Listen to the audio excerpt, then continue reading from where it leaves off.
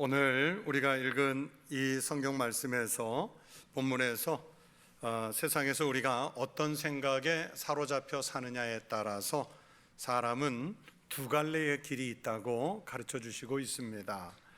한 갈래는 육신을 따라서 사는 사람들의 모습입니다.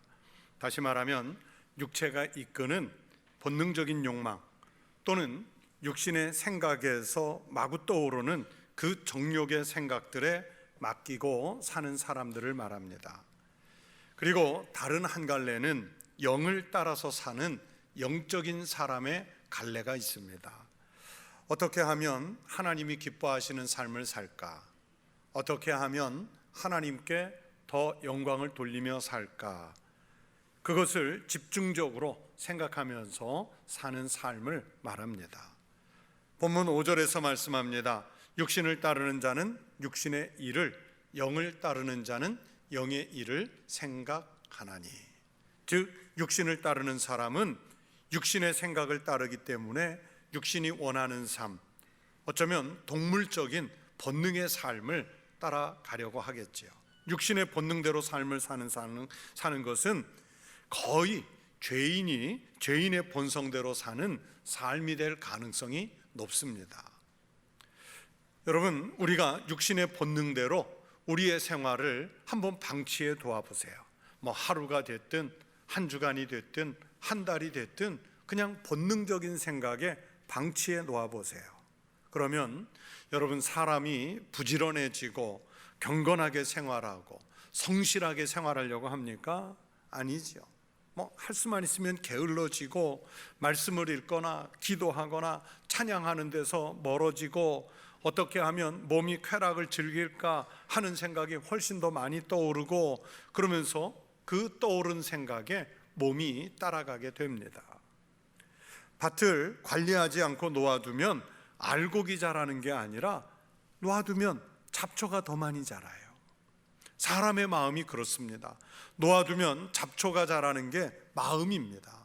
그래서 잡초가 자라지 못하도록 영이 통치하게 해야 합니다. 그러나 영을 따르는 사람은 영의 생각을 따르기 때문에 힘을 내서 영적인 삶을 삽니다. 하나님 중심, 말씀 중심으로 살아서 하나님께 영광을 돌리려는 삶의 내용을 만들어 갑니다.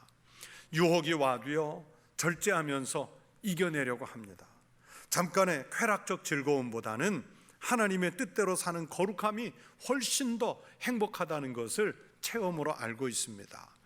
그 영적으로 사는 게 결코 쉽지는 않지만 그래도 그렇게 살아본 사람들은 육신의 본능을 따라서 사는 것보다 영적인 삶을 사는 것이 훨씬 더 큰 유익을 준다는 것을 알기 때문에 그렇게 살려고 애를 쓰는 것입니다. 여러분, 그리스도인으로서 어떤 삶을 우선해서 살고 계십니까? 이론으로는 당연하게 알고 있는 신앙의 삶이지만 과연 우리가 살고 있는 이 현실 속에서도 우리가 아는 그 믿음대로 생각을 실천하면서 살고 계시는지요? 벌써 수십 년 전에 쓴 그 빌 게이츠가 쓴 생각의 속도라는 책을 제가 젊었을 때 읽고 오래된 책이지만 여전히 기억 속에 남아있을 만큼 그 책을 읽을 때 충격을 줬던 책들이에요. 그 생각의 속도에 나왔던 그 프로그램들이 10년이 지나서 20년이 지나 30년이 지나서 이 세상에 이루어지는 거예요. 그 책을 읽으면서 사람이 어떤 생각을 갖고 어떤 꿈을 꾸느냐에 따라서 한 인물이 만들어지고 또 그런 사람들에 의해서 우리가 사는 세상이 만들어진다는 것을 알게 됐습니다. 여러분, 생각은 사람을 만드는 길입니다. 생각을 어떻게 하느냐에 따라 무엇을 줬느냐에 따라서 길이 결정이 되고 그런 삶을 만들어 가게 됩니다. 여러분, 오늘 우리는 무슨 생각에 집중하면서 살고 있는지요? 그리고 내 삶이 살아가는 방식은 육신을 따르는 삶입니까? 영을 따르는 삶입니까? 하나님이 새해 새날들을 선물로 주시고요, 또 누구에게나 동일하게 이 새해를 기회로 주셨는데 우리는 무엇을 따르는 삶을 살아야 하겠는지요? 우리가 무엇을 지향하면서 살아야 하는지 앞에 말씀드린 대로 오늘 본문은 두 가지 방향에서 말씀을 주시고 있습니다. 첫 번째 방향은 육신을 좇는 사람들이 많이 있는데 하나님께서는 결국에 그들은 육신을 따르는 사람들은 사망을 맞게 될 것이라고 선언을 하십니다. 여러분, 육신을 따르는 사람들이란 어떤 사람들일까요? 오늘 이 본문에서 육신이라는 말은 타락하고 자기 중심적인 인간성을 나타내는 말입니다. 육신을 따르는 사람들은요, 몇 가지 특성을 갖고 있습니다. 첫 번째 특성은 육신을 따르는 사람들은 철저하게 자기 중심적이에요. 육신을 따르는 사람들의 생각은 항상 자기 자신에게 있다는 말입니다. 왜냐하면 타락한 인간의 본성은, 즉 육신의 생각은 끊임없이, 정말 끊임없이 자기 자신을 기쁘게 하는 데만 최우선의 관심을 두고 있습니다. 예를 들면 음행에 익숙한 사람은 늘 그 음란한 생각에 빠져들어요. 그것으로 쾌락을 얻으려고 그래요. 폭력적인 사람은 늘 폭력으로 다른 사람을 힘으로 억압할 생각을 하고 그것을 통해서 쾌락을 느껴요. 아주 철저하게 자기중심적인 거지요. 세상 쾌락에 중독된 사람은 기회를 노려서 욕망을 충족하는 겁니다. 둘째, 육신을 따르는 사람은 세상 지향적입니다. 하나님께서는 위의 것을 생각하고 땅의 것을 생각하지 말라 말씀하십니다. 그러나 육신을 따르는 사람은 반대로, 하나님 말씀과는 반대로 위의 것을 생각하지 않고요, 아니 위의 것 자체를 아예 알지도 못하고 땅의 것만 생각해요. 당장 눈앞에 보이는 육적인 이익만을 따른다는 말씀입니다. 육체적 본능이 이끄는 대로 사는 사람이라는 뜻입니다. 이런 사람들은요, 물질 세계 그리고 육신의 세상을 넘어 저 너머에 있는 영적인 세계가 있으리라는 것을 생각조차도 하지 않습니다. 하나님이 계시다는 것을 알지 못해요. 그래서 하나님께서 우리를 위해서 마련해 놓으신 더 좋은 세계가 분명히 있다는 사실과 또 그것을 믿는 사람들에게는 하나님께서 상 주실 것이라는 말씀을 알지도 못합니다. 그러나 위의 것을 생각하지 않고 땅의 것, 아래 것만 보는 사람들은 분명히 있습니다. 결국 하나님의 말씀은 오늘 본문 6절에서 이런 사람들의 인생이 마지막에는 어떤 파국을 맞이할 건지 선언하셨습니다. 육신의 생각은 사망, 육신의 생각은 사망이라고 선언하셨어요. 죽는다는 말씀이죠. 여러분, 여기서 사망은 단지 육체적인 사망만이 아닙니다. 더 큰 문제는 영적인 것까지 죽는다는 뜻이에요. 육신의 지배를 받고 있는 사람들의 생각은 이미 영적으로 죽은 상태이고 결국 이런 생각이 영원한 죽음에 이르게 하는 것입니다. 여러분, 육신의 생각은 하나님과의 교제를 거부하죠. 하나님이 계시면 모든 것이 불편하다고 생각합니다. 하나님 눈치를 보면서 사는 생각은 재미없다고 생각합니다. 그래서 하나님 없이 편하게 육신이 요구하는 대로 살기를 원합니다. 그러다 보니까 육신을 따르는 사람들은 자기들이 원하든 원하지 않든 간에 하나님과 원수가 되는 상태에 놓이는 거예요. 그래서 오늘 7절 말씀을 보세요. 육신의 생각은 하나님과 원수가 되나니 이는 하나님의 법에 굴복하지 않을 뿐 아니라 할 수도 없음이라 말씀하셨어요. 우리는 살다가 보면 할 수만 있으면 높은 권력을 가진 사람하고 부딪히지 않으려고 하죠. 좀 돈을 많이 가지고 있는 사람과 우리는 갈등을 일으키려고 하질 않습니다. 영향력이 큰 사람하고는 원수가 되지 않으려고 그래요. 애를 씁니다. 그래야 언젠가 그들로부터 어려울 때 도움을 받을 수 있거나 아니면 내가 한 단계 더 도약하려고 할 때 그들에게 도움을 받을 수 있지 않을까 하는 기대 때문이에요. 그래서 우리는 권력이 있는 사람, 돈이 있는 사람, 영향력이 있는 사람의 눈치를 보게 되죠. 그런데 세상에서는 그렇게 사람들 눈치를 보고 살려고 하면서 왜 전지전능하신 여호와 하나님과는 원수가 되어야 하겠습니까? 육신을 따라 사는 사람들은 이미 하나님과 원수가 된 사람들이에요. 하나님 눈치를 안 보고 사는 사람들은 하나님과 원수가 된 거예요. 그 생각이 자기 중심적이기 때문에 하나님의 명령에 순종하지 않습니다. 결국에 하나님과 원수가 되죠. 이렇게 하나님과 원수가 된 사람들은 8절 말씀에 의하면 어떤 방법으로도 하나님을 기쁘시게 할 수 없습니다. 여러분, 인생을 살면서 하나님과 원수되지 마시기 바랍니다. 그것은 영원히 죽는 길입니다. 금년 새해에는 하나님을 기쁘시게 하는 삶을 사시길 축원합니다. 우리가 하나님이 새해에 주시는 복을 누리는 길이 여기에 있는 줄로 믿습니다. 우리가 영원히 사는 영생의 길이 여기에 있는 줄로 믿습니다. 또 두 번째 갈래길이에요. 하나님께서는 영을 따르는 사람들은 영생을 얻을 것이라고 말씀합니다. 육신을 따르는 사람들은 죽는다고 말씀했지요. 하나님의 영을 따르는 사람들은 영원히 사는 거예요. 여러분, 우리 믿음의 사람들 중에는 영을 따라 살면서도 세상 속에서, 생활 속에서 하나도 불편을 느끼지 않는 영적인 사람들도 많습니다. 오늘 본문에는 영이라는 단어가 나옵니다. 이 말은요, 헬라어로는 푸뉴마라고 하고 히브리어로는 루아흐라고 합니다.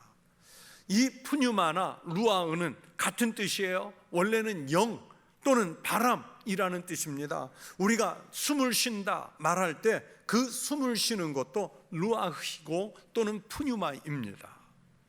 하나님이 흙으로 인간을 창조하신 후에 그들의 코에 생기를 불어넣어 주셔서 살게 됐는데, 그때 그 코에 불어넣어 주신 생기가 바로 루아흐이고 푸뉴마입니다.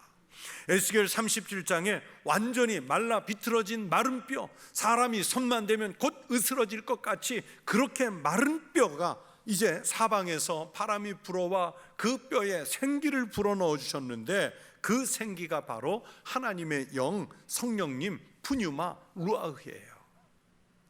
그렇게 질그릇으로 만든 질그릇 같은 인간에게 생명을 불어넣어서 사람으로 살게 하신 숨을 쉬는 것이 바로 하나님의 영입니다. 전혀 회복할 수 없는 마른 뼈에게 다시 살아나서 큰 군대를 이룰 수 있도록 숨을 쉬게 만들어주신 영이 하나님의 영이에요. 이렇게 하나님의 영은 죽은 것을 살리고 마른 것에는 생기를 주고 주저앉은 것에는 다시 일어설 수 있는 힘을 주고 용기를 주는 것이 하나님의 영입니다. 이렇게 살리시는 그 하나님의 영은 오늘 본문에서 성령님을 말씀하는 거예요. 영을 따라서 산다는 말씀은 성령님께 지배를 받고 산다는 말씀입니다. 죽었던 사람이 다시 살아나 온전한 삶을 살게 된다는 하나님의 축복의 선언입니다. 이렇게 성령님을 쫓아서 사는 사람들도 특성이 있습니다. 첫째는 거듭난 사람들이에요. 영을 따라서 사는 사람들은 무엇보다도 먼저 거듭난 사람, 중생한 사람들입니다. 우리로 하여금 예수님을 믿게 하고 갈보리 십자가의 사건이 바로 나를 구원하시기 위한 사건임을 믿을 수 있게 하시는 분이 바로 성령님이십니다. 주님은 바울을 통해서 고린도전서 12장 3절에서 말씀했습니다. 성령으로 아니하고는 누구든지 예수를 주시라 할 수 없느니라. 우리가 예수님을 나의 주님으로 구원자로 믿을 수 있도록 이끄시는 분이 성령 하나님이십니다. 성령께서 내 안에 계시고 내가 성령 안에 있음으로 해서 우리가 하나님의 사람으로 사는 것인데요, 육신을 따르는 사람들은 하나님 없이도 살지만 정말 거듭난 사람들은 하나님과 동행하면서 살기 때문에 예수 믿기 이전의 삶과 예수 믿은 이후의 삶의 차원이 달라지는 거예요. 왜냐하면 성령님이 들어와 계시니까. 성령이 내 안에 계시고 내가 성령님 안에 젖어 있기 때문에 예수 믿기 이전과 예수 믿은 이후의 삶이 달라지는 거예요. 그런데도 교회 다닌다는 것 말고는 예배당에 와서 예배 시간에 앉아 있다는 것 말고는 예수를 믿으면서도 별다른 변화가 일어나지 않고 아직도 예수님을 영접하기 이전에 삶의 습성을 그대로 가지고 산다면 우리는 여전히 거듭난 것이 아닙니다. 성령을 따라서 사는 사람들은 과감하게 이전의 것을 버려요. 하나님이 기뻐하시는 삶을 위해서라면 그 길에 들어서는 거예요. 우리 성도들이 새해에는 거듭난 삶을 살아가시기를 축원합니다. 성령을 따라서 사는 사람들의 특성 두 번째는 자기 중심이 아니라 그리스도 중심적인 삶을 살아요.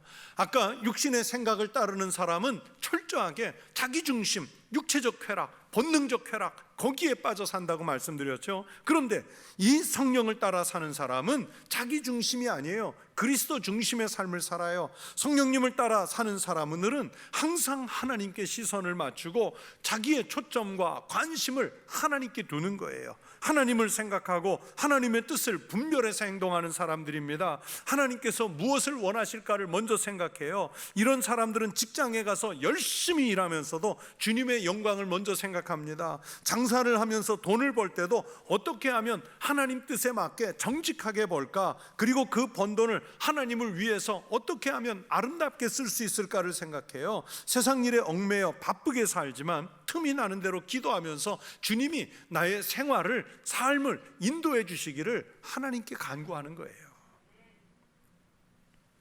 성경은 바로 이런 삶에 대해서 이렇게 말씀하셨습니다. 너희가 먹든지 마시든지 무엇을 하든지 다 하나님의 영광을 위하여 하라. 여러분, 육신을 따르는 사람이나 성령을 따르는 사람이나 목마르면 마셔야 돼요. 배가 고프면 먹어야 돼요. 먹는 것, 마시는 것은 우리 인간이 욕구 속에 가장 기본적으로 일어나는 어쩌면 사소한 일이지 않습니까? 그런데 하나님의 영을 따르는 사람은 그 육신의 본능에서 자연 발생하는 먹는 것, 마시는 것, 이것조차도 하나님의 영광을 위해서 하라고 말씀하시잖아요. 하나님의 영광을 생각하면서 살면 우리는 할 일과 하지 않은 일을 금방 구분해낼 수가 있어요. 하나님의 영을 따라서 살면 내가 반드시 해야 할 일과 반드시 하지 말아야 할 일이 아주 명확하게 구분이 돼요. 하나님 중심의 삶을 사는 사람들은 항상 주님이 주시는 기쁨과 생명, 평안을 누리며 삽니다. 오늘 본문 6절에서 아주 분명하게 단정적으로 말씀하지요. 영의 생각은 생명과 평안이니라. 육신의 생각을 따라서 사는 사람들은 자기들의 이기적인 욕심을 채우려고 발버둥을 치다가 결국에는 그 생명이 죽음으로 비참하게 끝나요. 그러나 성령님을 따라서 사는 사람들은 하나님께서 보증하시는 영원한 생명이 보장되어 있습니다. 그리고 이 은혜는 죽은 후에 하나님 나라에 가서만 누리는 복이 아니라 지금 우리가 여기에서 일상의 삶을 살면서 매일 하루의 삶을 살면서도 얼마든지 기쁨과 평안을 누리며 살 수 있는 그 힘을 성령을 따르는 사람들에게는 하나님이 주시는 줄로 믿습니다. 사랑하는 성도 여러분, 하나님께서 우리에게 2022년이라는 새해를 주셨고요, 우리는 새 날을 선물로 받았습니다. 새로운 해를 시작하면서 여러분은 무엇을 따라 살기로 결심하고 계십니까? 우리가 순간순간마다 영을 따라서 살고 있는지, 육신의 본능을 따라서 살고 있는지 우리의 삶과 신앙을 점검하고 새해를 시작하는 성도가 되시기를 바랍니다. 여러분, 하나님을 기쁘시게 하는 삶을 사시겠습니까? 아니면 내가 여전히 짓고 있는 죄로 인해서 다시 한번 주님을 십자가에 또 못 박아야 하는 죄와 사망의 삶을 사시겠습니까? 이제 대통령 선거가 2달도 남지 않았다고 계속 보도가 되죠. 저는 아주 그냥 철저하게 제 개인적인 생각입니다.